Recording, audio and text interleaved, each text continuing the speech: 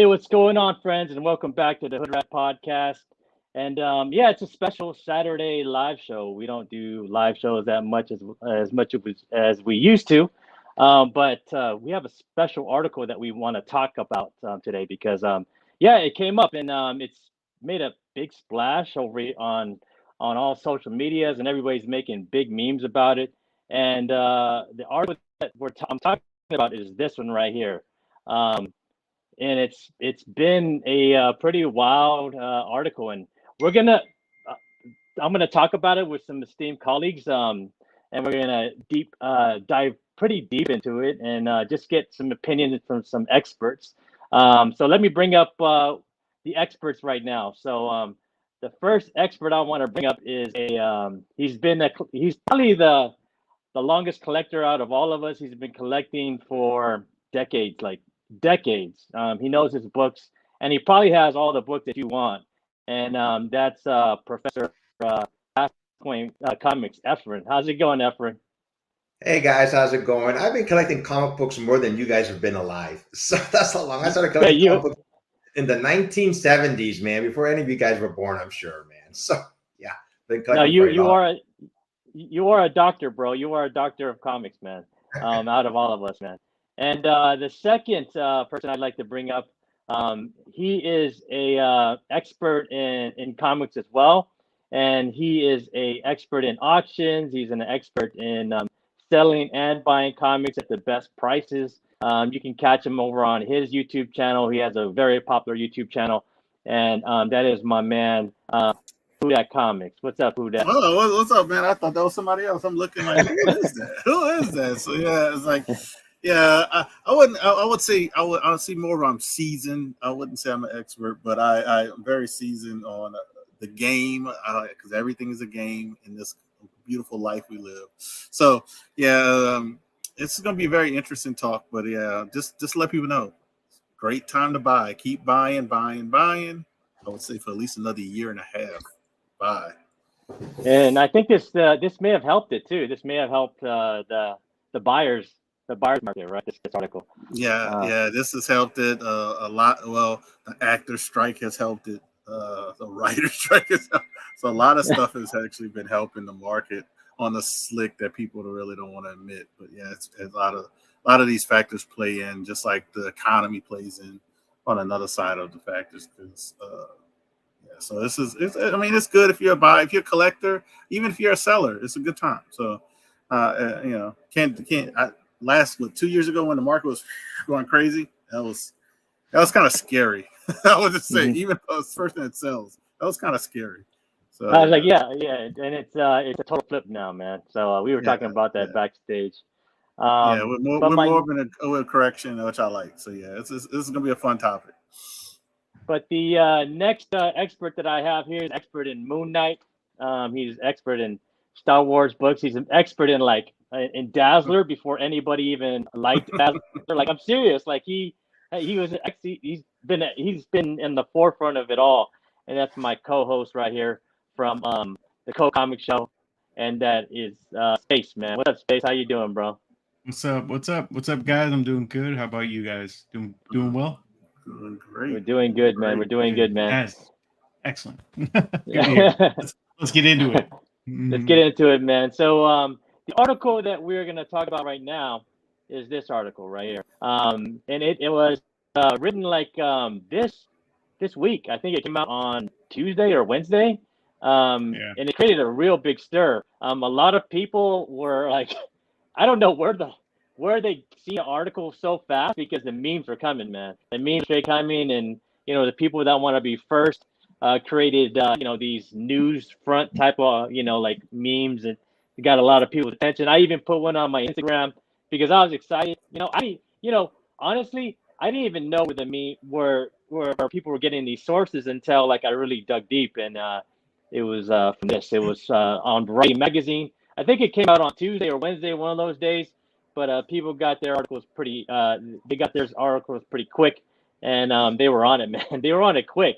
But let's dive a little bit deeper into it, man. So I looked up who the person who wrote this article was, and it was Tatiana Siegel, and I wanted to make sure like she was legit. I want to say, is she actually a legit reporter, or is this like is this a scam that we always get scammed by because people just want to get more followers and more subs or whatever, man? But she's actually an actual like a reporter for Hollywood. She worked for the Rolling Stones, the Ankler, the Hollywood Reporter. She has a really good following, at about 15K over on X or Twitter or whatever you want to call it. You can see right here, like she had an article about with Hollywood Reporter. So she's a legit reporter, man. So this seems like it's a legit article. What do you guys think? Legit article or not? Yeah, I think it's legit too. I kind of looked into it after you sent it over, and I was looking at it as well, and I kind of thought the same thing. I'm like, oh, is this a keyboard warrior? Like, is it somebody who just like took something and ran with it? But then I started looking into her, and I was like, okay, cool. She kind of knows what she's talking about for the most part. So let's see what's going on. Yeah, see what's going on, man. So let's get into it. Let's get into the article, guys. So Kang was the big part of this article right here, and the actor for Kang, and the actor is Jonathan Majors here. So I'm gonna read it off, and we're gonna discuss after. The most pressing issue to be discussed as the retreat was about Jonathan Majors, the actor who had been poised to carry the next phase of the Marvel Cinematic Universe, but instead is headed to a high-profile trial in New York later this month on domestic violence charges. And it goes on to say a gathering in Palm Springs, right near us, guys. Like they were all there. In Palm Springs, executives discussed backup plans, including pivoting to another comic book adversary. Like Doctor Doom. Like Doctor Doom. They didn't say Doctor Doom. So the article says like, but everybody kind of jumped to Doctor Doom. And it says Marvel is truly I'm not gonna, use the F word.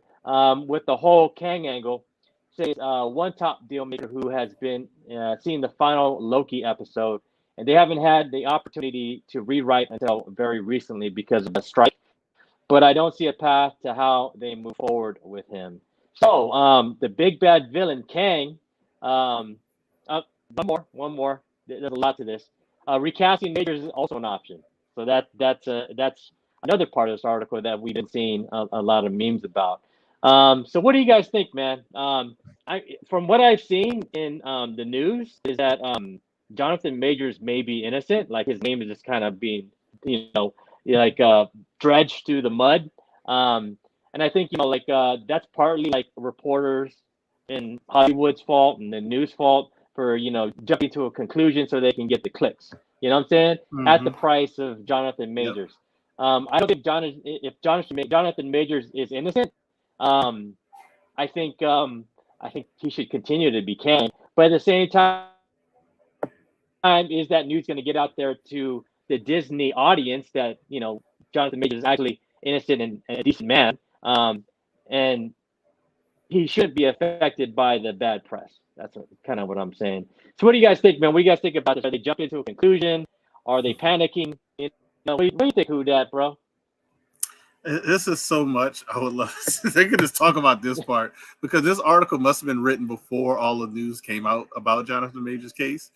The prosecutor, I think, tried to drop all the charges because of the evidence that was presented to them from Jonathan Majors and his camp about video evidence, witnesses evidence of none of this being true. That's why I said this article must have been written in advance, or she didn't do her homework. That was on that side. So, because there's video evidence of the accuser at the club right after the incident. I thought you had to go to the hospital. Didn't do that. They also have the, witnesses who had to open up his room. You can get so deep into this about the whole incident. So I think the reason why Marvel didn't drop them, they must have got bombarded with all this evidence immediately when it happened. And because if anybody knows, the stuff about Marvel or Disney, they drop people immediately on bad stuff. Yeah, they don't even care about the facts or the truth. Mm-hmm. But so I'm assuming like they got all of this first, even before the prosecution got it, because they didn't drop it. They waited, and the more we waited, more stuff we're hearing about it. The only reason this case is, I think, still going on, if I'm not mistaken, is because of the judge. The prosecution doesn't want to prosecute because of the evidence. The accuser got arrested because of the false statements and everything.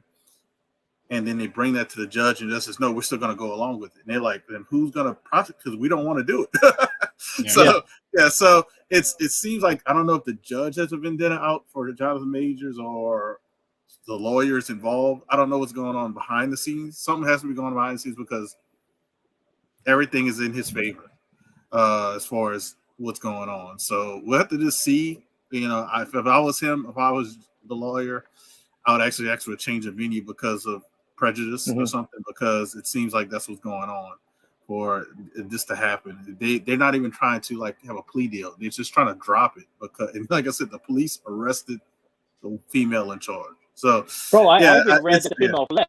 I read that she fled to like England. You know, like. I thought they arrested her, or they put a warrant. They arrested her? Okay.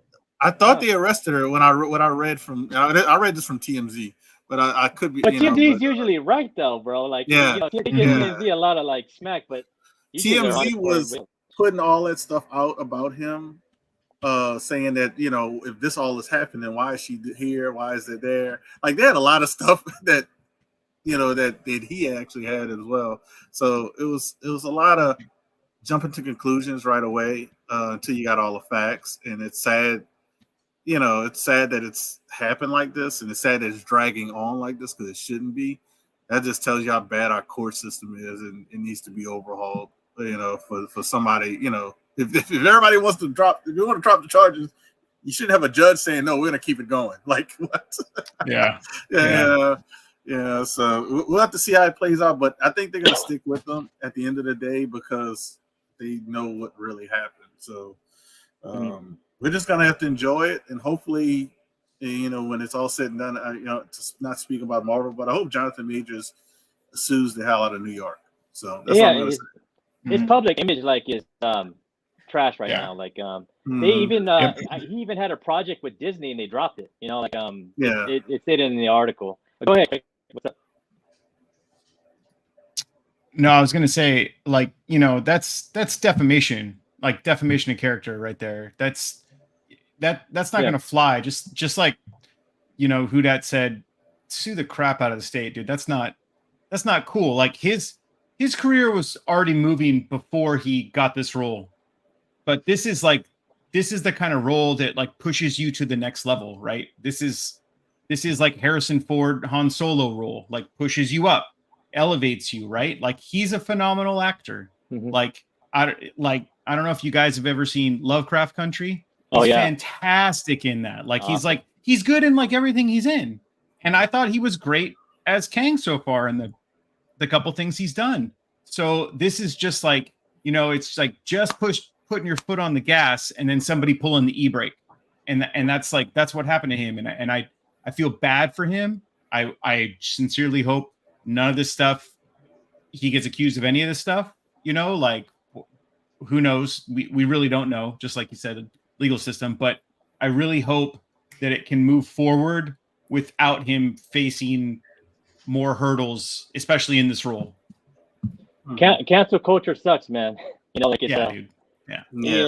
I think cancel culture is super reactionary, you know, and it judges before there's evidence, you know, like and in Jonathan Majors, you know, defense, man, like. It's really got him bad. What do you think, from a doctored in comics perspective? Well, yeah, he hasn't been proven guilty of anything, but I agree with Hudat. I mean, New York is just, they're just making it seem like he's already guilty almost, you know. Let the man have his due time in court and just see what happens after that, you know. If they recast him. I mean, you know, they can recast him with another actor if he's found guilty, if Disney does that. But, you know, Disney always tries to have that, like, pristine image, you know, like they're all holy and nothing, you know, they can't do anything wrong. People can. I mean, they forgave James Gunn, you know, for all the things he did, for all the things he said on Twitter, you know, years ago. They brought him back to finish Guardians of the Galaxy. And I think they should just let's see what happens to him. But I mean, I love him as an actor. He's a great actor, you know, so they'll be missing out if they just drop him all of a sudden. Agreed. I mean, would you guys like to see Doctor Doom now or later? Because I mean, it says like Doctor Doom. They didn't say Doctor Doom, you know. So, are we ready for Doctor Doom? Because we need to have. No. I mean, for me, we need Fantastic Four to have Doctor Doom, right? Yes. Like, Exactly. Yep. you know, You gotta have the four. That's got to be like the introduction, right? Like, even if they don't want to, like, even if they want to rehash and do the whole origin story of Fantastic Four again, like, bring in Doctor Doom at the end or something just to make it sizzle more. However they want. I don't think it's the right time to put Doom in. You know what we need is a good script and good special effects. I mean, I think they should slow down. They're doing too much. They're trying to get out there. They're trying to just carry the momentum of Endgame, and they're not doing it right. You know, some of the things are just really bad. So they need to slow down, get the right script, get the right people doing it. And I think people will come back. Because right now, us people who are who collect comic books, it's, I would say comic books are in our DNA. We're still going to watch these shows and these movies, but I think it's the outside audience who are just going away because they said, enough, we don't like this anymore. Yeah, and that's the thing. Yeah, that's the thing. A lot of the comic book fans don't understand. I say it all the time. I say these are characters we love, made in these movies. Movies are made for everybody else, but you have to make it good for everybody else. Exactly. People it's like characters like Kang and all these other people get mad when it's like, oh man, his cape was red, not blue. It's like he didn't go to his mom's house. It was his dad. And you're like, hold on, all right. Was it a good movie? And did other people who have no interest in this enjoy it? That's the fact that you have to bring up. And I love the article that it says Marvel in trouble. It actually should be, is Marvel in trouble would affect the downfall of DC. That's how it should be titled, because if Marvel's in trouble, DC won't make it. Let's just be honest. If Marvel's in trouble, DC won't make it. That's how the title should be.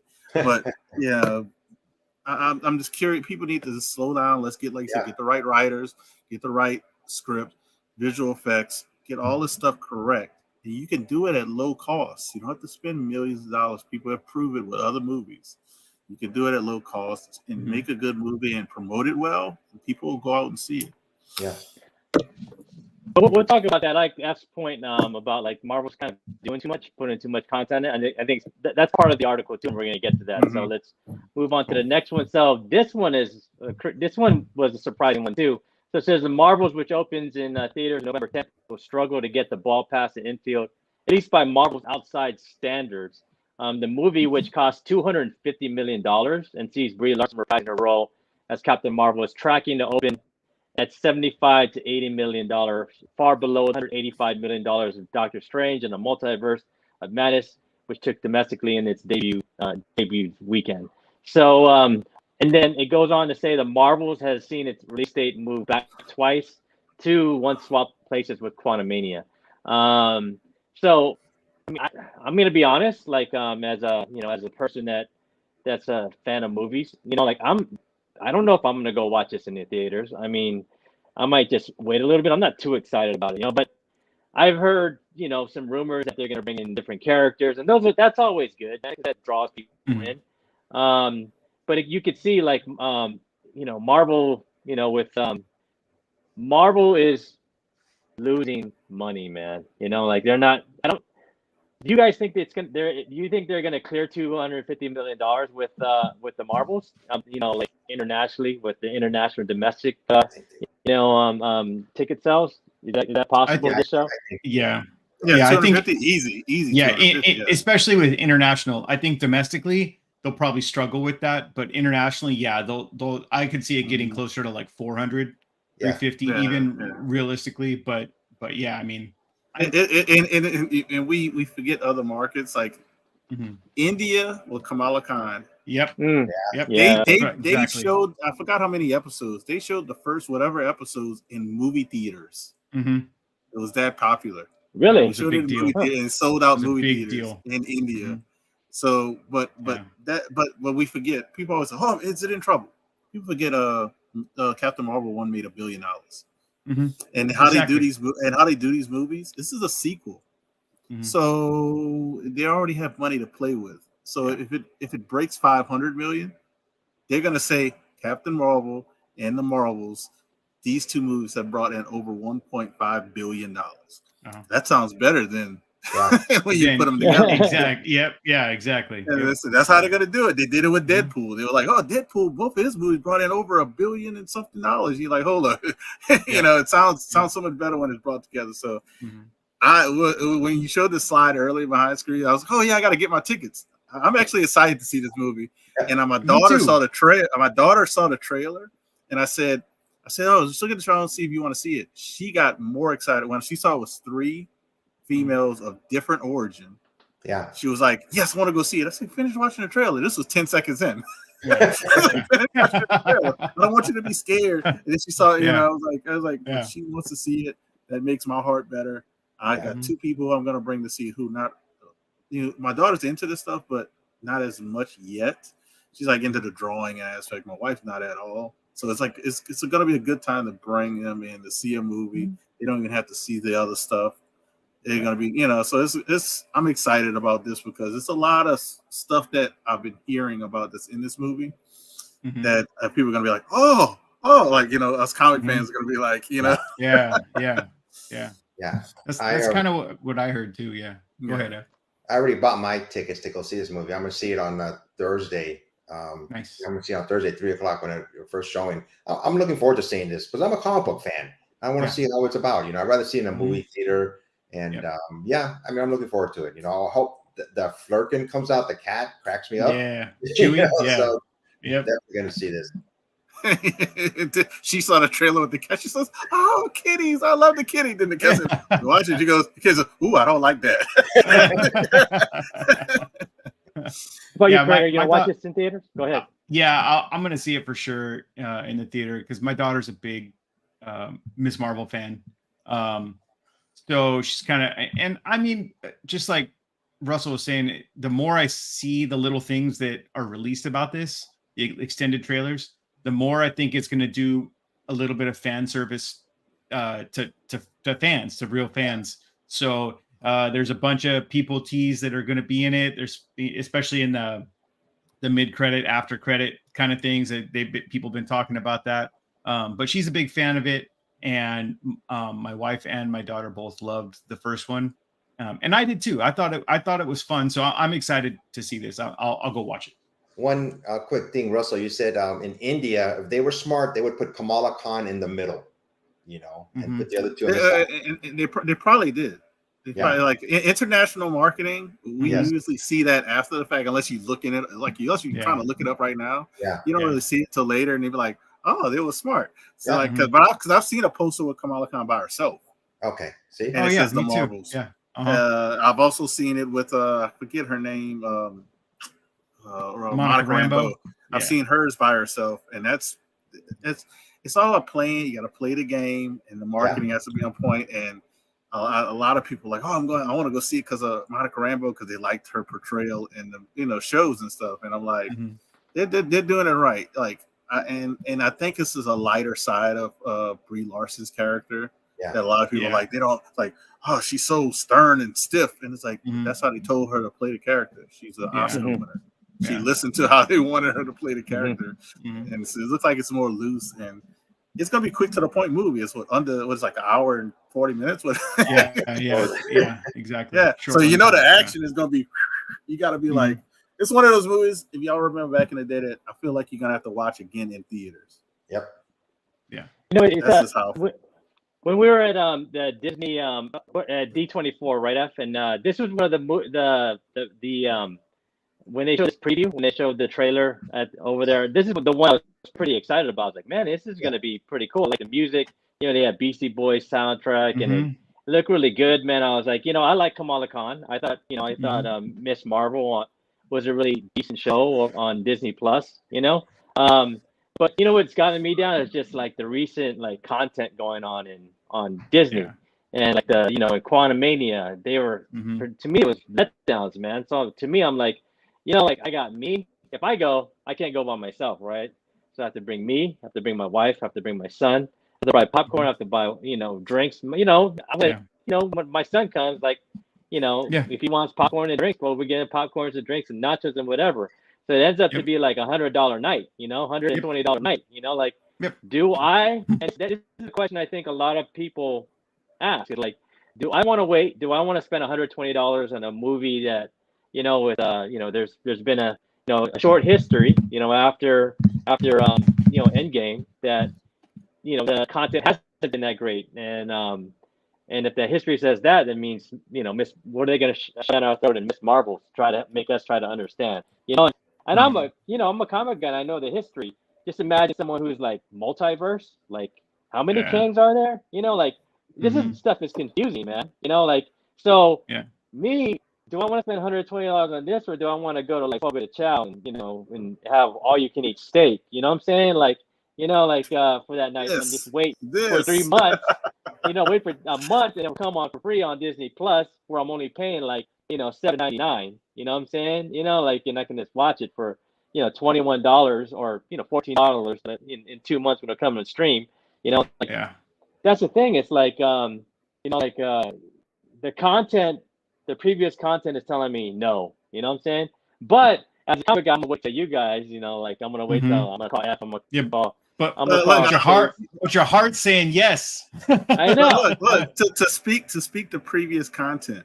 I'm gonna speak to previous content. It hasn't been so great, but you have 2 actresses who've been in previous content that actually has been great. This Marvel show has been great. Was great. Monica Rambeau, she was in Wanda, Vision and Wanda. That was great. So you got 2 of those people out of those things that have been great.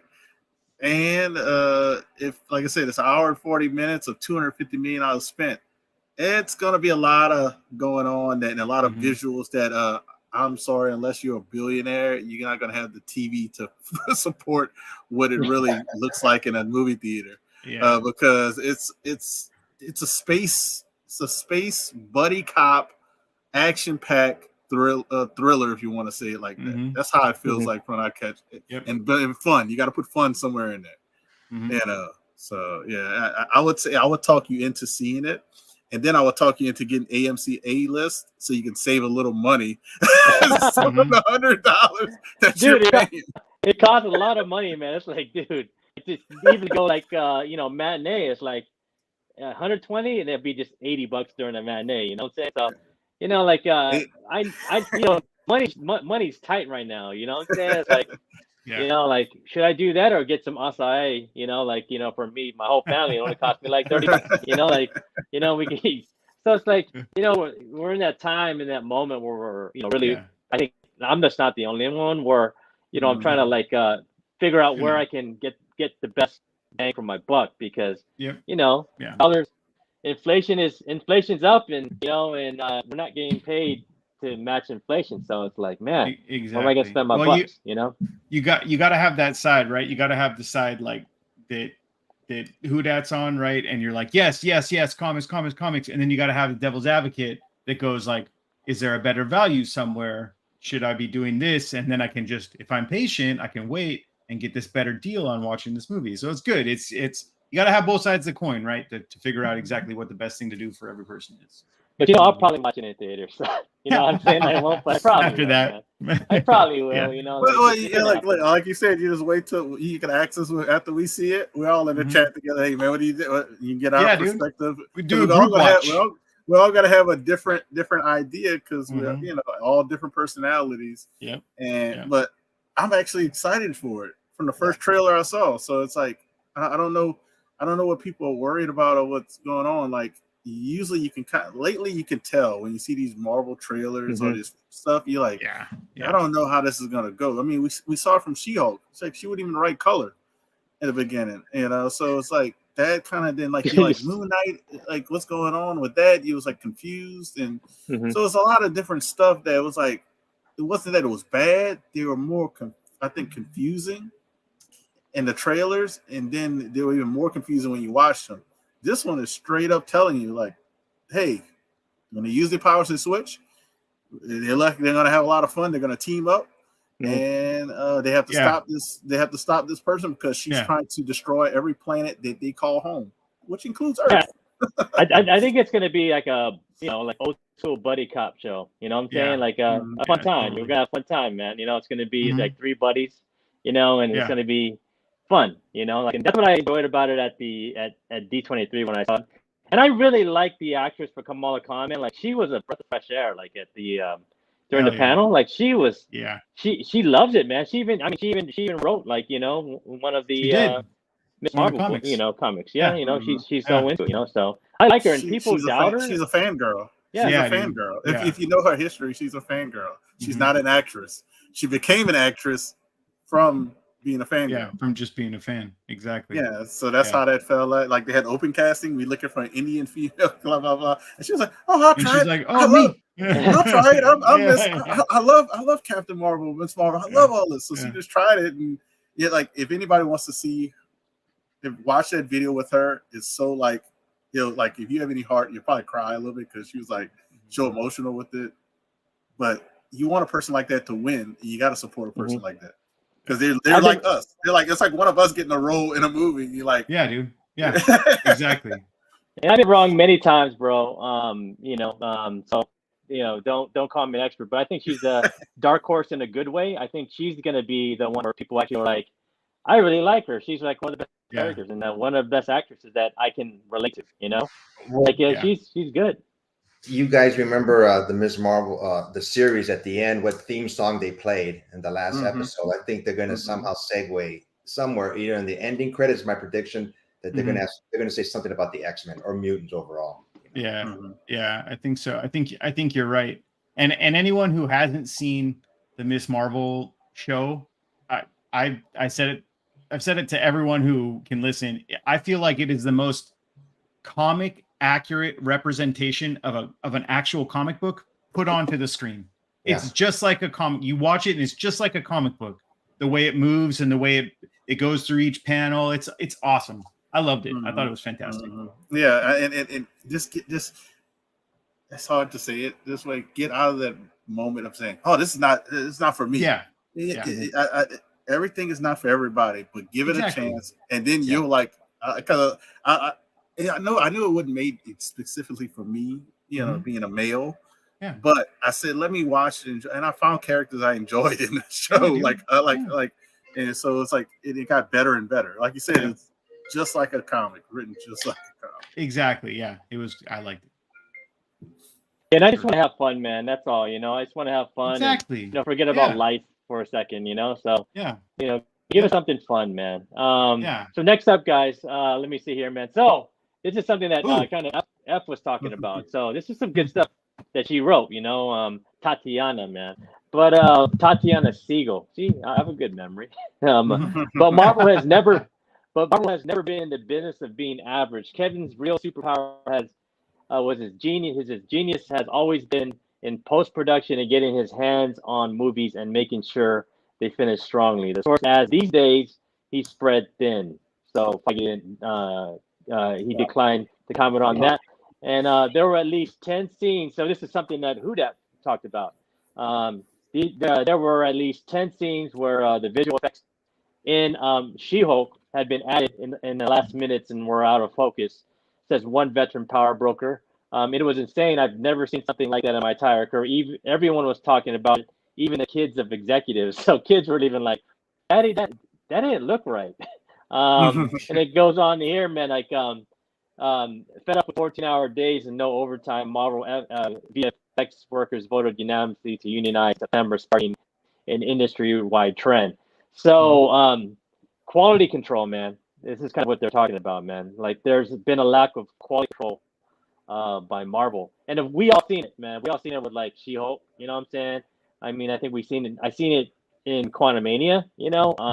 I haven't seen it in Loki, man. Loki's been like the bright.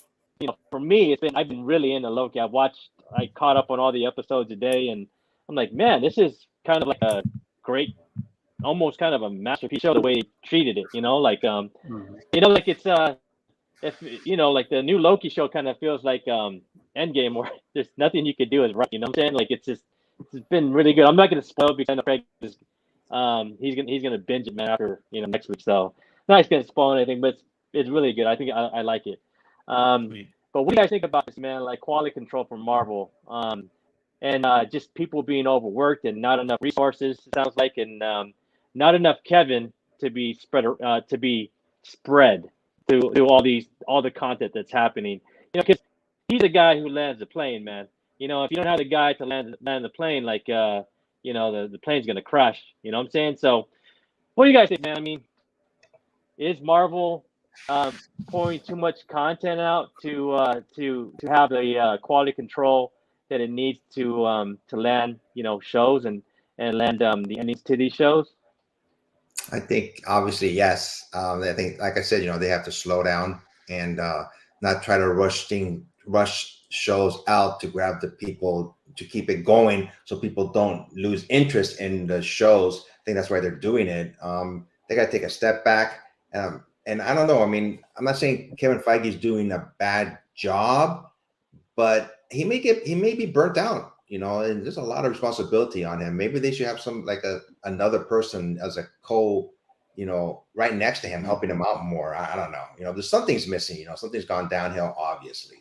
But I think they just have to slow down. And if a show's not ready, if they want people to keep on watching it, they may just have to pull it back. But then they lose money too. So it's all about the money for them, obviously. But yeah, if the content is not good, then people aren't going to watch it. People are going to stop subscribing to Disney Plus. Yeah. So They need the content for Disney Plus, but Kevin Feige does need a second in command. Yeah. To maybe control the Disney Plus side. Yeah. He needs that right hand man. I think what's his name who did Iron Man 1, Fabio. I think he would have been a good choice, but he's doing Star Wars stuff. Mm-hmm.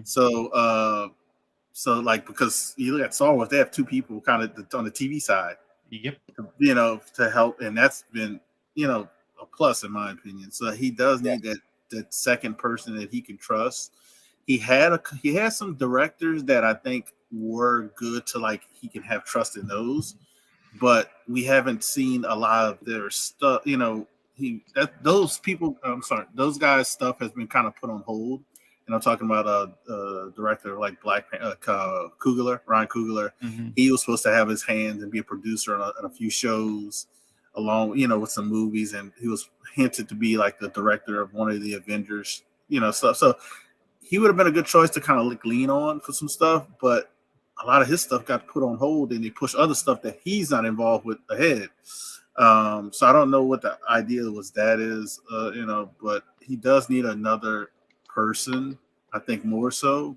But they need the content. They need it for Disney Plus. They do need the content, but they need the content correctly, if that makes any sense. So no, yeah. They do. They definitely do. They need someone kind of like you're saying who can handle the show MCU side of it and then the movie MCU side of it. And those people need to work in connection with each other. They need to line up their gears so they're hitting things at the right time, or the continuity doesn't get messed up, or hey, you know what, we shouldn't release She-Hulk right here, we should release it here instead, or whatever. Like they need to consolidate and look at the timeline better, and see where things are going to fit best, and then go from there.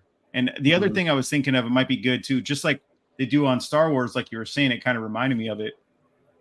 Favreau and Filoni, they let people, direct an episode or two on when they're going through shows.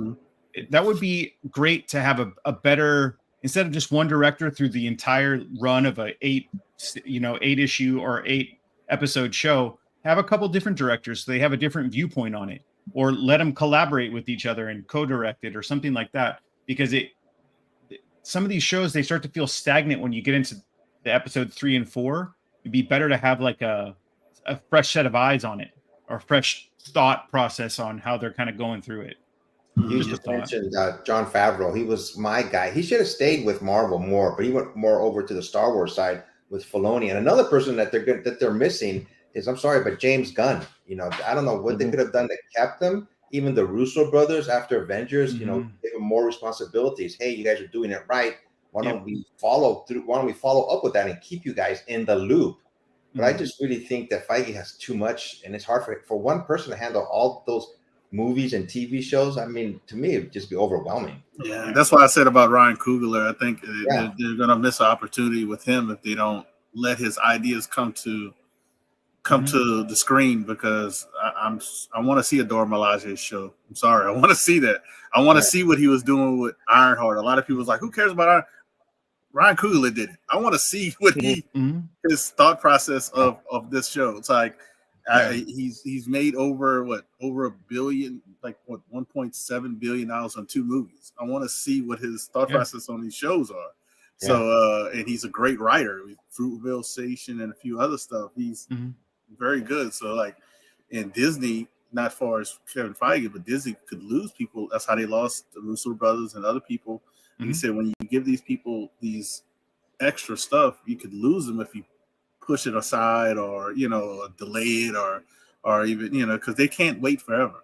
Like they have lives just like everybody else, and they have to stay on point. If I'm doing this, then the next thing I'm doing this, and I'm doing this right after that. Yep. So they keep the train rolling, and with everything going on, I think they're gonna lose a couple of other people that we actually like that they worked on stuff. So yeah. I think they lost James Gunn because James Gunn wasn't happy when they jumped the gun on him, and kind of canceled him for a bit, and he came back. He's like, I'll come back and do Guardians of the Galaxy if you pay me this much and you give me this much of a slice. I'm like, okay. And that was like the bright spot, right? Guardians of the Galaxy 3, let's be honest, has been the bright spot for Marvel since Endgame. It was a really good movie, man. I really enjoyed it, man. My son enjoyed it. It was like back to like the previous Marvel, right? It was like, I feel it made me feel nostalgic, man. But let me pose this like this theory on you guys, man. So Stan Lee passed away, Rip Stan Lee on November 12, 2018. Endgame was released on March 26, 2019. So it looks like, to me it seemed like you had Feige and you had the person that knew everything, the ins and outs of Marvel, and Stan Lee, that kind of like helped push the script along and keep it entertaining, but keep it with the original comics. You think the missing ingredient is someone like Stan Lee, man, that kind of knew the ins and outs of Marvel, and maybe they need to get someone from one of the librarians, and the stakeholders in Marvel Comics to help Feige keep it on track, man. Because that's what I feel like was a missing ingredient, man. Because it coinciding with that, with like how great like Endgame happened and Infinity Wars and how it built up. It was like, it just wasn't Feige, man. He had somebody else, and ever since Stan Lee passed, man, it's everything's kind of went downhill, bro. So what do you guys think? It's an interesting thought, because I mean, by all accounts, I don't know how with it Stan was the last year in his life. I heard he was pretty out of it, but at the same time, there's a lot of other people that are surrounding him that can give feedback and know his history and know what has gone on and what's transpired. He's written and how everything kind of like should be interpreted. But I mean, maybe there is something to that in the effect of having somebody else who is, a little bit more of a historian, giving input on what's going on. Hey, it's not the right time. It's, don't push this too fast. This is like, this shouldn't be here yet. You're going too hard on this, like, let's, step outside and shoot a 3. Don't drive right now, kind of something, Yeah.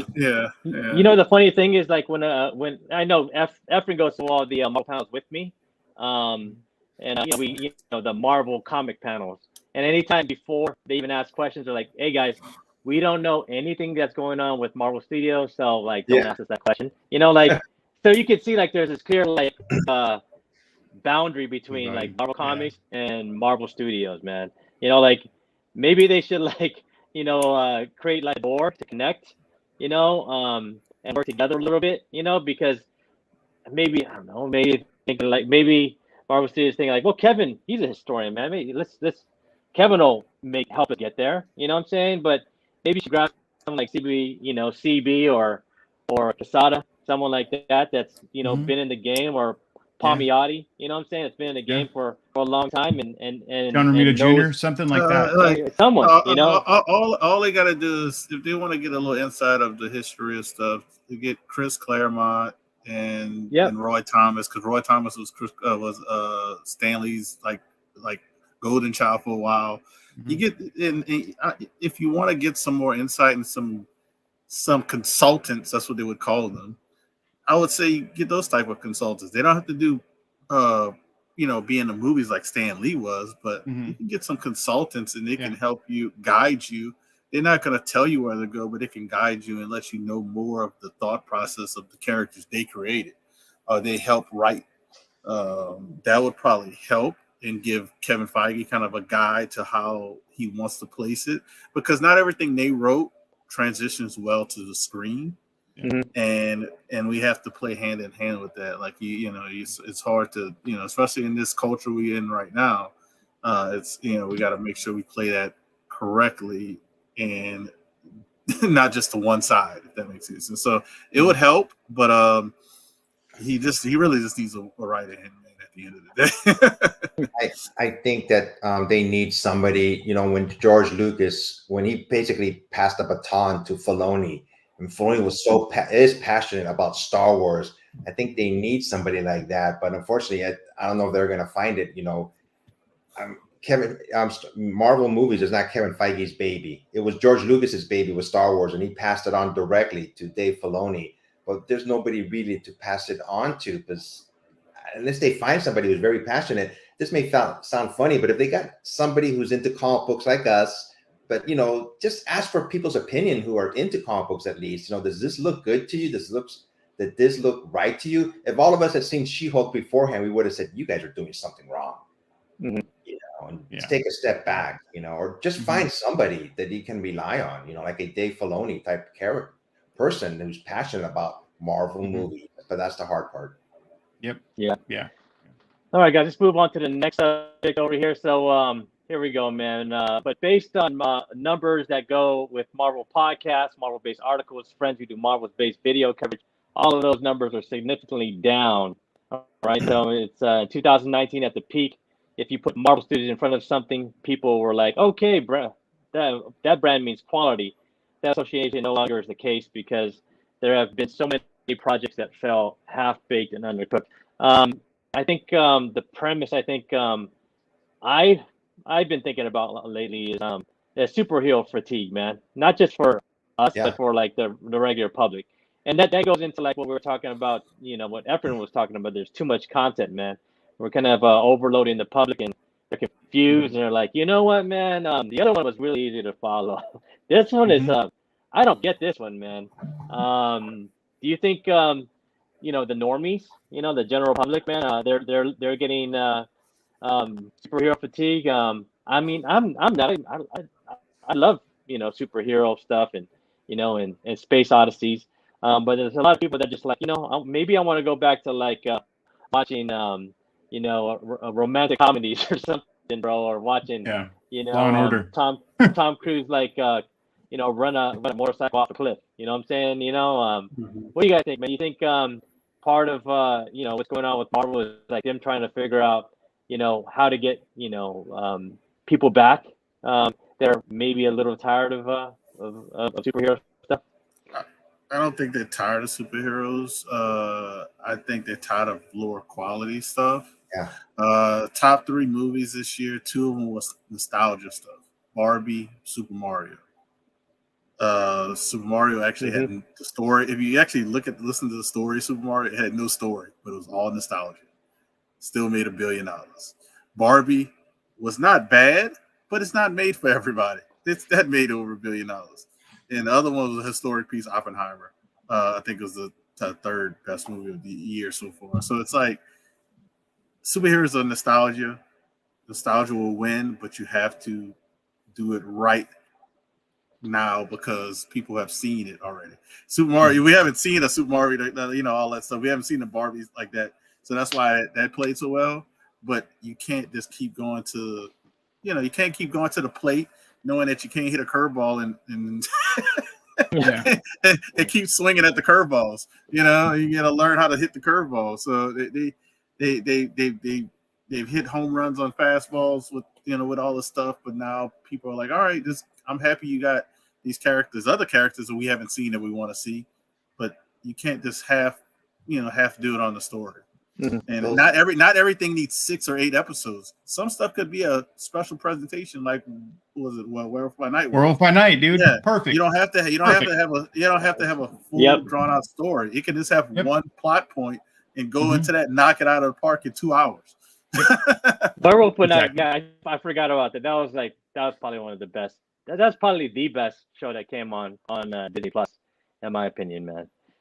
They should have more of that. But I would differ. I would say like Barbie was kind of like a counter to superhero stuff, because that was like totally opposite from the superhero stuff. So you could see like it was like the pushback, man, against like people with superpowers that it was all nostalgia though. That was 100% nostalgia though. That was because so many people dressing up as Barbie and I ended up all the pink and stuff. Don't ask me how I ended up watching that movie. But I watched it in the theaters too. Who watched it in the theaters? I did. I haven't even seen it. I haven't even seen it. That's the only one that got sick. But yeah, dude, I saw that and Oppenheimer on the same day, because that's what my daughter wanted to go do. And I mean, they were both great, but Barbie was just like it was just like fun. It was just like a fun movie. You know what I mean? It's like you couldn't take it too seriously. It's made for like every person. Really, is kind of what it was that they're going for that. And it was just fun. That was two spectrums of 2 different movies that actually played well, because one was very serious and the other one was not serious at all. Not at all. Exactly. It was so interesting, man. Like I could have picked to go watch Mission Impossible, but I heard so much about Barbie that I was like, let me go see what's up with this, man. Let's go see Barbie. Yep. If you'd have asked me, I'd have told you to say Mission Impossible. I know. I mean, me, bro. Like, I mean, I should have. Mission Impossible was so good. It was so good. Mission Impossible was sick. You gotta give it to Tom Cruise, man. Tom Cruise kind of like he's been in the game for decades, man, and that guy his movies are still hits. Top Gun, Mission Impossible, man, dude, like 2 in a row, like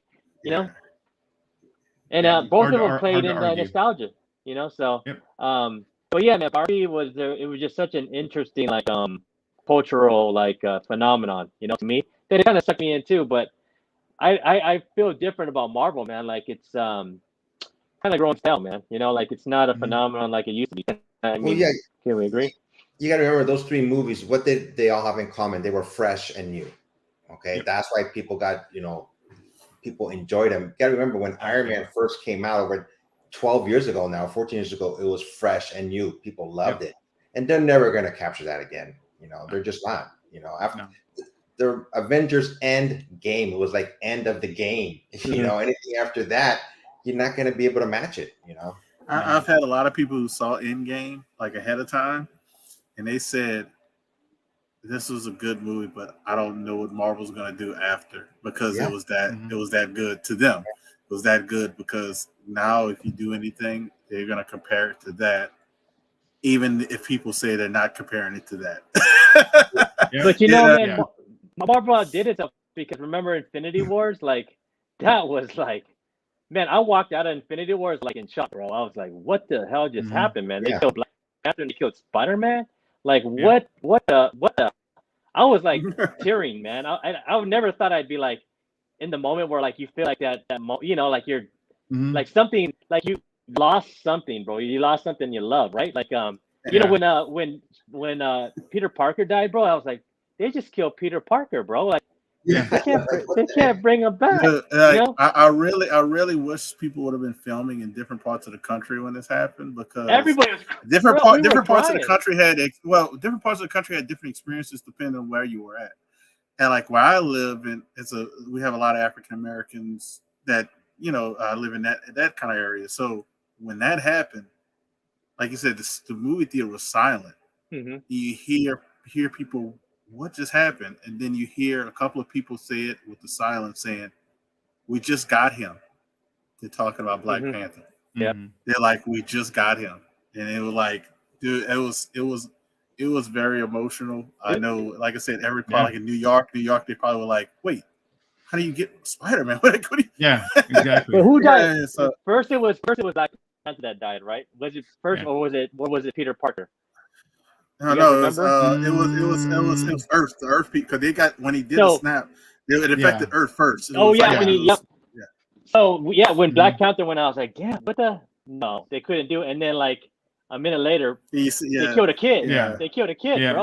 Like it's like, oh my god, it was like, and you felt like a father to these old guys because it was like, Iron Man's kid, like, Yeah. Tony Stark's kid. You're like, what just happened? And then they outdid it in Endgame. Like, so we all thought like, well, they outdid Infinity Game, so they can outdo Endgame, and just hasn't happened, man. Like, The way they're gonna get people back or get some kind of semblance of what they first got, like what F was saying with Iron Man, is if exactly what he was saying, if they make it new and different. They And have to fresh, make it new. It has to be fresh. Like that's why I don't know if you guys feel the same way, but I know Ian does. That Werewolf by Night was just like, okay, fresh. I'm in. Let's go. This is different. It's cool. It's Yeah. strange. It's weird. It's kind of mystical. Like how much farther down this road can we go? Let's start seeing what's out there. So they need to start doing things like that. We got the Hulk. She-Hulk's cool. I didn't mind the show, but we got the Hulk and we got a She-Hulk. That's fine. You could bring them both together at the same time. We got Marvel or Captain Marvel. Now we got all the Marvels. Cool. It's different, right? But you need to keep doing things like that. You need to make it new, even if it's you're referencing an old character. Make it new. Make it fresh. I think that's why people are excited for a show that nobody was excited for. If everybody knows where I'm going with that, is Echo. When that trailer dropped, dude. people are like, this is new. Yeah. From Disney. This is new from Disney. Yeah. And then they're like, first show with the TVMA. They're like, whoa, what? And then the first part of the trailer, somebody gets their head blown off. They're like, wait, what? This is so people like whoever did that trailer. I hope they said, hey, we need you guys to do the trailers for us for the next 5 years. Yeah. Because even if that show's bad, the trailer knocked grabbed it out you, of right? Park. Yes, it grabbed you. Yeah, I watched that trailer like 3 or 4 times, like old school Marvel stuff. Like you watch the trailer, I watched it. Yeah. Oh my god! I watched Kingpin hitting that guy like 4 times. Yeah, I know it was good. It was a great. I was like, all he said was he didn't give her ice cream. Yeah. God, oh my god! Yeah, but that brought back Kingpin too. That brought back Kingpin. If you remember, like Kingpin originally, he was vicious, but they kind of mixed it into this Kingpin. He has the jacket like the comic, but he's very vicious like the old school the Netflix show. So yeah, man, bring something fresh. Like I like where space is going. Like we got the Hulk, we got She-Hulk. But like the Hulks we've seen. I mean, let's focus on Man-Thing. I mean, Man-Thing was such a fresh character. I mean, he's lovable, man. When him and they were sitting there on Stuntman and joking around. I was like, this is fresh. I want to see more Man-Thing. Yeah, and then you don't bring him. Then you just kind of just disappears. And a year later, like it's been a year. It's exactly, and he didn't say one word. Like anyone could understand, and people were like, "That's my favorite part of the show is Man-Thing." Like, come on, like you get the ball rolling, and then you just try to stop it real quick. Keep the ball rolling. People want to see that stuff. Yeah, man. And then horror. I mean, like horror is something fresh, man. Like and it's something that, and you make horror fun. That's super fresh. Like they have the horror right there for the taking if they want to take it. Like they have it right there with the characters that have already been presented, and for the taking. Like you have Blade coming. You got was Black Knight that was already appeared. Like his character.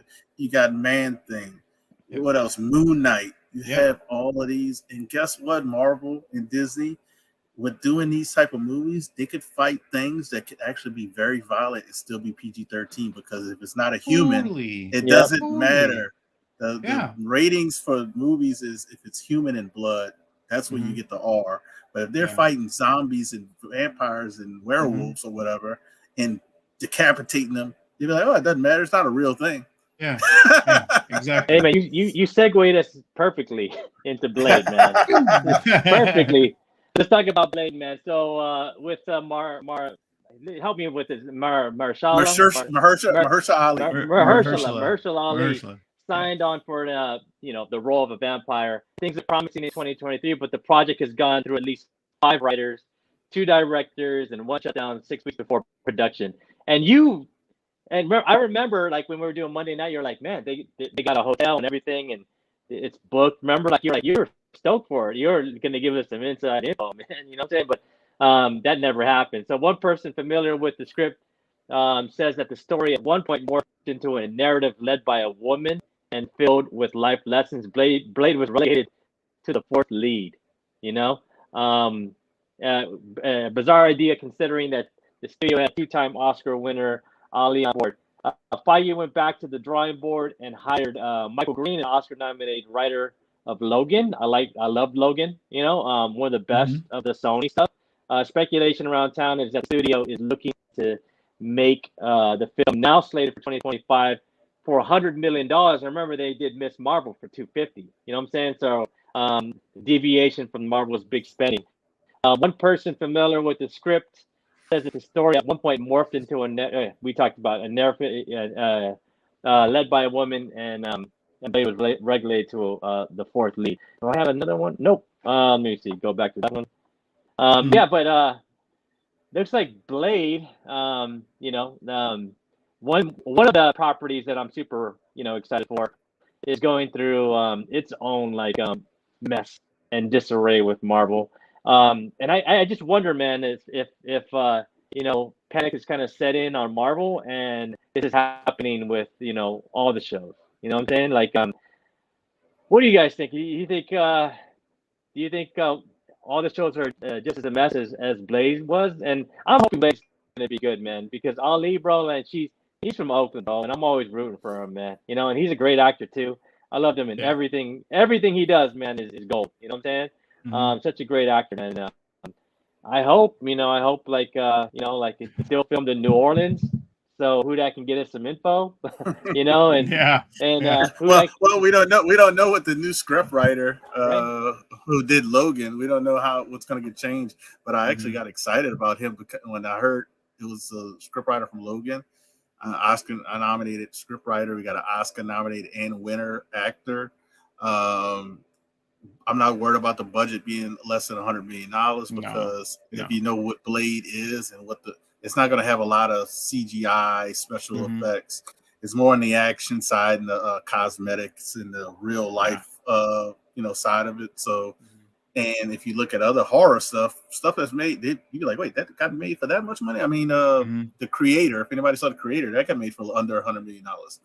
And that was a sci-fi AI-based movie that you're like, wait, they made that for under $100 million? When you look at you know why? Because they filmed it all on this camera you can buy at Best Buy. Like they saved a lot of money on film and all this other stuff.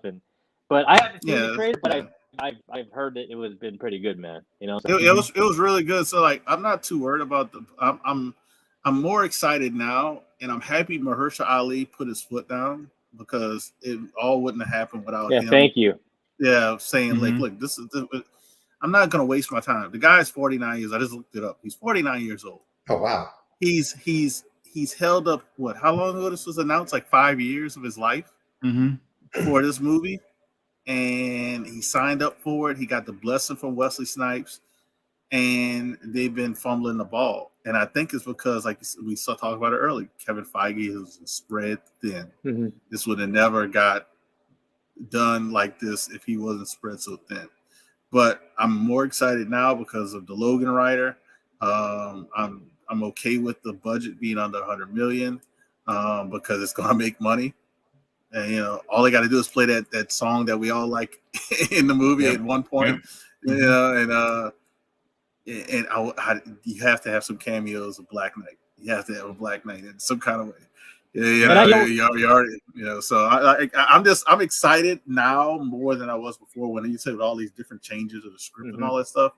I was kind of disappointed, but now I'm like more excited. So I'm excited that it's that it's less than $100 million, because that to me tells me that this is going to be more story driven than than effects. Yeah, exactly what I was thinking. Yeah, very story driven film, man, that we can actually connect with. Quantum Mania was just too much, bro. Like that was just like way too much, effects going on that, man. But I understand that they had to do it, but half the time it's like it felt like when I was watching episode 1 back in the day, in '95, the actors weren't really connecting with their their environment because it's not really there when you're in a green screen, But hopefully this one's like actually story driven in a city like New Orleans, man, where like I think it's gonna be one location, like you said, New Orleans. I think it's gonna be one location. With that amount of money, you can't be going to 1,000 locations. No, you can't go to New York or London on $100 million, man. New Orleans, you probably could, right? Like, you could. You definitely could. I just know how much stuff costs here, and they make deals, and they with that type of money, And as a visitor to New Orleans, and I know he's a New Orleans native, man, but as a visitor, when I go to New Orleans, it's a vampire town, bro. It's like very haunted, very haunted. A lot of voodoo and magic going on there, man. It's just the feel, I think was it Anne Rice? That's her name. Wrote the Vampire Diary. Vampire stuff. Lestat and all the diaries and all that, right? Yeah, so I can see like the actors getting immersed in that vibe, and it being a very good story that we need, a very story-driven movie that I think Marvel needs right now. So whatever they do with Blade, have this man on screen as much as possible. Yeah, he's the driving force he's going to be the driving force of this movie. If you remember the original Blade with Wesley Snipes, I'm talking about especially Blade 1 and 2. I mean. Watch those movies. Whoever's doing these movies, whoever's directing, whoever's writing it, get some idea. Read the comic books. Find out about this character, who he is. What drives him. His mom. Was basically. If I remember right, his mom died at birth. That's she got bit by a vampire, and she was giving birth. She got bit by Deacon. That was the birth of Blade. But you know what's funny though is like remember like all the rumors that were saying like it was going to be Blade's daughter, and then we had the comic books come out. Like the rumor was right, bro. It was probably going to be his daughter, and the story is going to be told to her, And that's the thing, like I mean, I don't mind, women becoming the heroes and becoming the forefront of Star Wars and the forefront for Marvel, but make it natural. Don't like shove it to me, man. And I felt like. If you're gonna make a movie about Blade and you don't have Blade in the movie, all my trust in you is gone. I just spent $120 because I'm stoked about Blade. I bought the damn action figure. I'm buying the comic books because I'm stoked about the movie. And then I go watch the movie and Blade's like in the quarter of the movie. That would piss me off, man. As a Blade fan, like don't do that. Don't do that, Kevin. Like, listen, all of us are Blade fans here. Like, we love Blade. That's the reason why we're gonna watch a movie. But Ali, his name for me. You always mess it. Mahershala. Put Mahershala in this movie because he's Blade, man. That's what we're going there to watch it for. We're not going to watch it for like anybody else but Blade, right? I mean, it's Efren's point, man. We want Blade, and incorporate him. If this movie is filmed in New Orleans, Russ, I want to be calling you like every day, whether you like it or not. You may have to block me on Instagram, or something like that. But hey, man, what's happening now? Can you let me know? You see anything today? What's going on today? It's so funny about it. Like a lot of movies actually happen, and I do see a lot of stuff and hear a lot of stuff, and I just don't really say anything because a lot of people don't know this. I don't know if it was Planet of the Apes or the second one.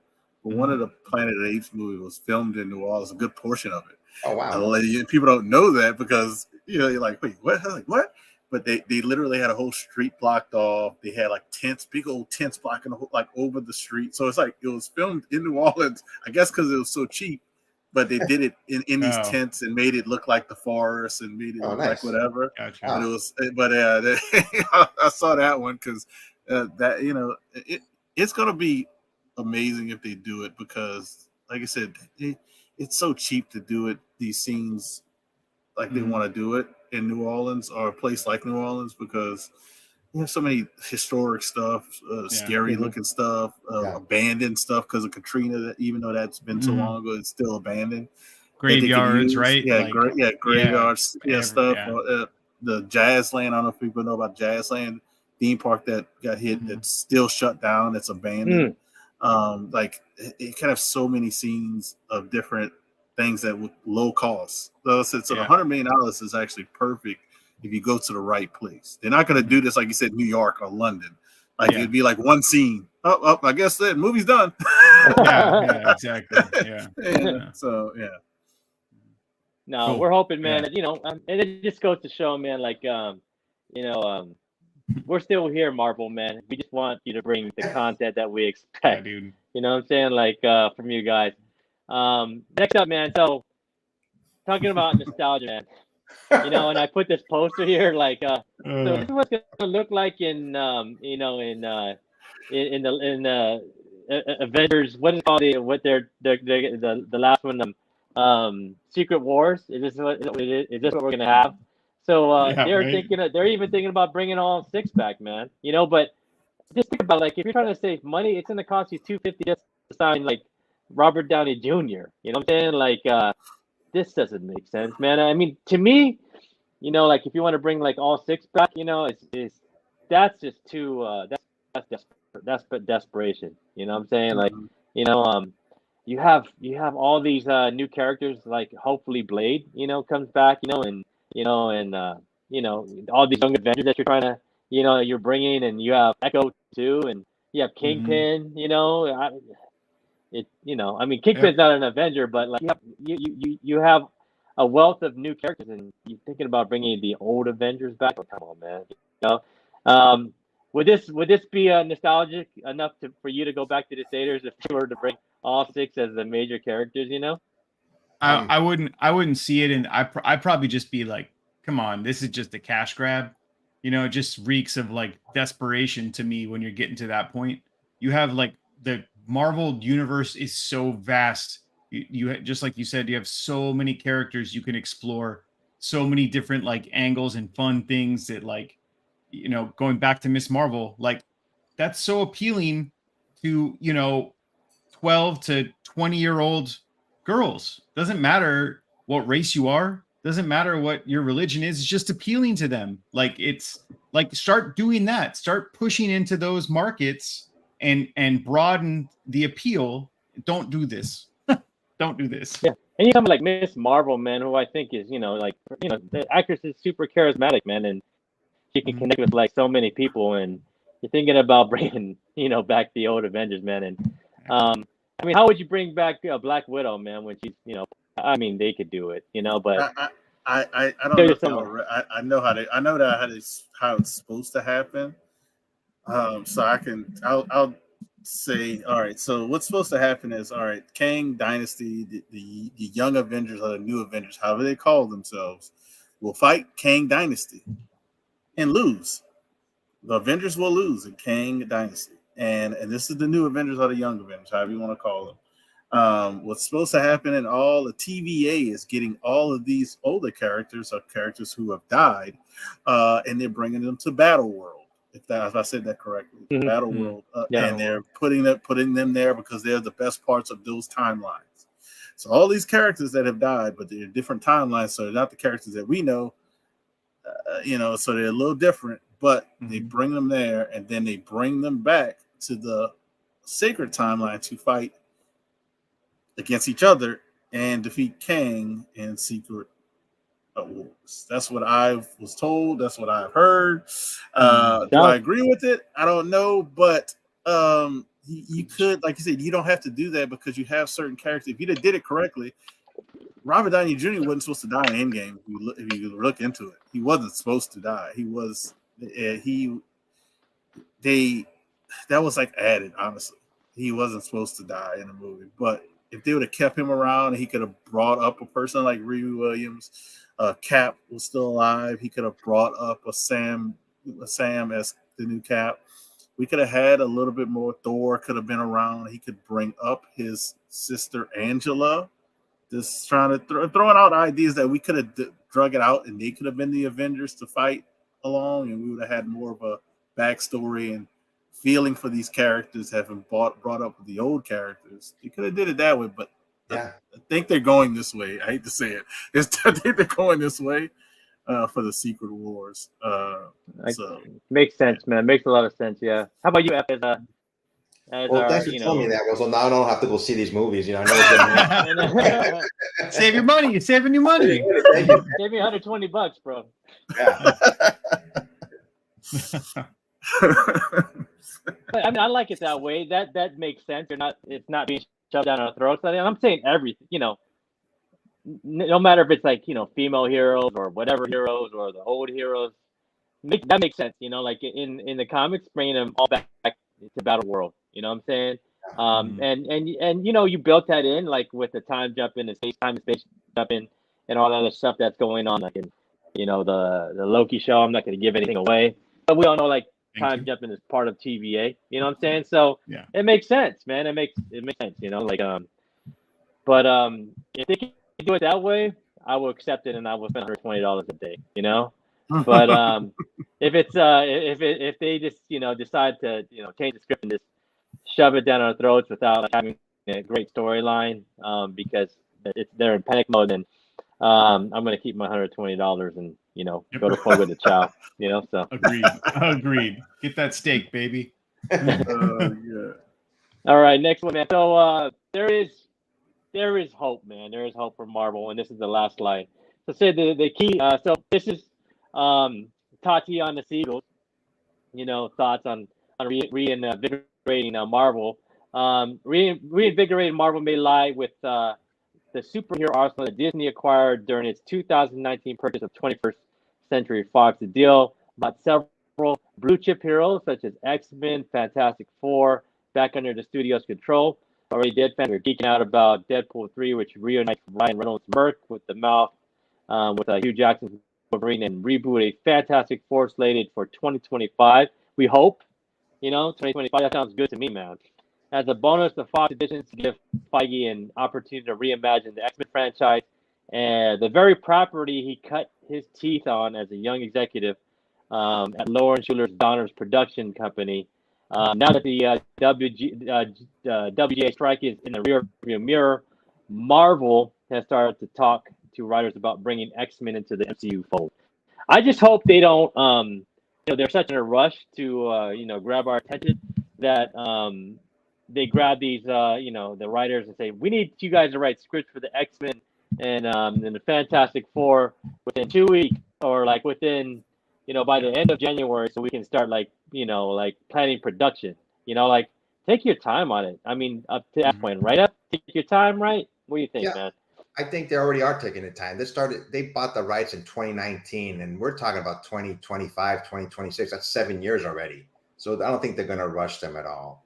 You know, I think they know that they can't mess this up. I think Deadpool is going to lead to those movies, you know, because they showed, I think in one of the clips they showed like a 20th Century Fox destroyed in the background. So he's going to be jumping around to different universes. And I think that's how they're going to, you know, segue things to the X-Men and the Fantastic Four. You know, on a little side note, I read recently that they're thinking that somebody put out, I forgot who, that the Silver Surfer is going to be a female. I'm just like, come on, dude, just stop. No, don't do it, man. I know, man. Just make Silver Surfer who he is supposed to be, Norrin Rad. Rad, man, the raddest name ever. Yeah, You I was know? like, come on, guys, you know. But hopefully, the original rumor with that was that people started going crazy with Herald of Galactus was supposed to be a female, and people were like, oh, and then all of a sudden Silver Surfer's supposed to be female, but people forget like a female was a Herald of Galactus at one point, so he could have a Herald of Galactus being a female. I'm okay with that, and then pick up Silver Surfer, like, you know, but it's I'm excited about the X-Men. Like you said, they've already taken the time because they bought this in 2019. and I bet you they wish they would have waited because how the market went for stuff. Because but who knew all the stuff would go drop down? But we're slowly been getting nuggets of X-Men. Certainly, little Easter eggs here and there. We get the little music for Kamala Khan. Honestly, she should have probably been a mutant anyway before in the comics, but they put her in the inhuman side, and they're not going to touch the humans because they don't want the average person to get confused. So that's why she has to be a mutant, which people are like, oh, she's not a mutant. Like they gotta do that with her. Yeah. It's for the public. The public's not gonna understand Inhumans and X-Men. They're gonna think it's the same thing. Yep. I think Deadpool movie, I think is gonna be Deadpool kills the Fox universe. Yeah. Mix with that'd be awesome. Mix with like you said, he's jumping into different timelines. And that's how we're gonna get Wolverine, Hugh Jackson Wolverine, all the way going to probably Secret Wars, honestly, because he always said he would come back for two things. People forget the two things. They always remember one thing was Ryan Reynolds. He would do it for Ryan Reynolds, but everybody forgot the other thing was to be in an Avengers movie. Yeah, and Avengers Secret Wars would be perfect, and that would put everything back on a secret timeline, and we end up with a new Wolverine. That's fine because that's how it ends up. I think that's what's going to happen. I can guarantee when Deadpool 3 comes out, Ian is going to spend over $120. He's taking his family. He's taking whoever he can grab to go see that movie. I'll go see it with you, man. Yeah, I'll come too. Yeah. I'll definitely watch it, man, with you. And I'll take Tristan. Yeah, if it's PG-13, we're good. You know what I'm saying? Yeah. He'll be fine. R. It's gonna be R. It's gonna be R. just like I think Blade's gonna end up being R since they got the Logan Rider. Yeah, the Logan Rider. I think it's gonna be in the. But like I said, that doesn't have to be an R if you do it correctly. Deadpool 3 is gonna be an R. If they did TVMA for was it Echo? Yeah, dude. We're getting an R. No, Echo. I mean, I watched that trailer today. I mean, I'm late. You know what I'm saying? But I was really impressed, man. I was like, huh? Yeah. I was like, I didn't think a different take on it, man. And I didn't know what the sentiment in the community was, but hearing from you guys, we all kind of felt the same, man. So, I hope it's great, man. I mean, it's I work with a lot of natives, man, and they're stoked about Echo, man, and it being on the res and everything too, so that's another unrepresented community that's going to be in Marvel now, you know what I'm saying? So but I mean after I got a question for you. I got a question for you because you said you just saw the trailer. Am I the only one that's hoping that the big native is Red Wolf? That's what I was thinking when I saw it. I was like, I hope that's Red Wolf, dude. Why not? Yeah. Why not? I just had to ask that. I was like, I don't know when you saw it. I was like, is that Red Wolf? I actually watched the trailer again to see that. All he sees is his back. You don't never see the front. Because he looks big. He looks like he looks very intimidating, and I'm like, he better not just be a walk-in scene because I'm gonna be upset. Yeah. It kind of looks like it kind of looks like it's like a time throwback scene from prior to colonialism, with they're kind of like trying to talk about her ancestors, you know what I'm saying, or that's what take like some kind of weird flashback or something, flashback or something, but they have opportunities for that show, because Warpath could not is it Warpath, so they have opportunities to throw little. Yeah, dude. Yeah, they can do a lot. They can do a lot with it. They can expand. There's a lot of different ways they can go. They can have it tie into obviously all the Daredevil stuff that's just kind of coming about. They can have it tie into Punisher stuff as well because there's connections there. Like there's a lot of opportunities. No, and what do you guys think, man, with the article? And do you think Marvel's in disarray, or do you think they have a plan, man? Do you think they're gonna? Do you think we're gonna see a comeback from these guys? I think they are in disarray. but not a lot in disarray. I think they still have the means to right the ship. I think a lot of it's going to fall on. We keep on talking about Deadpool 3. I think that's going to be the catalyst, and from there, hopefully, they'll be able to do it right. But we all been saying, take your time. Do it right. If you rush things, you're going to start losing more and more stuff for us, more and more fans. People who aren't like comic book readers like us. I think they've lost a majority of them. Hopefully they'll bring it back when Deadpool 3 comes back. And that Echo, going back to Echo, I'm really looking forward to that. Me too. That clip they showed, I'm like, damn, that's the Kingpin that I know and love. I go, yeah, just kicking ass, So hopefully, man, that kind of made me want to keep my subscription through January. I'm like, I was gonna turn it off. I was like, I turn it off at the Christmas, but I'm like, okay, man, I'm gonna keep it through January now. Let me see a couple of these episodes. Yeah. I think they were in disarray with their old CEO.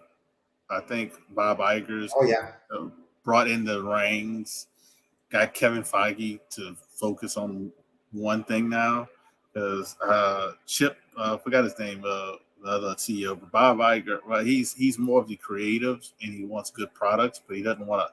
They had the two CEOs are two different.